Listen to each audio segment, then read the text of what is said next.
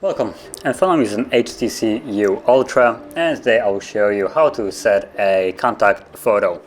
So to get started, let's open up the dialer, and from here tap on the people and find the contact that I wish to add a photo to. So for me, I'm going to be using the man, the legend, Elon Musk right here. So I'll tap on the contact that I wish, and from there you will have this little camera icon. Tap on it and you get the option where you want to choose the photo from, say gallery, camera or phone. Well, not really sure what the point of this one is, but either the camera will allow you to take a photo at the spot, or gallery will allow you to choose one that you have, for instance, downloaded, which I have adequately to the character.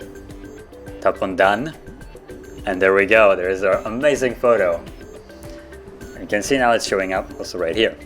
So that is basically how you would add a photo to the contact. And if you found this very helpful, don't forget to hit like, subscribe, and thanks for watching.